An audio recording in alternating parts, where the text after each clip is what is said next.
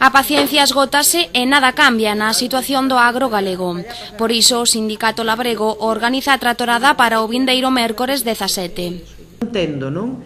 En toda esta temporada que levamos de mobilización, respostas claras e firmes que vayan a significar que recuperemos o prezo nas explotacións de leite, polo tanto, que saiamos desta grave situación na que se atopan as explotacións. A isto súmaselle unha anunciada esta semana pasada por parte das industrias de que van a seguir baixando o precio do leite. A gota que colmou o vaso foi este novo anuncio de baixada do prezo.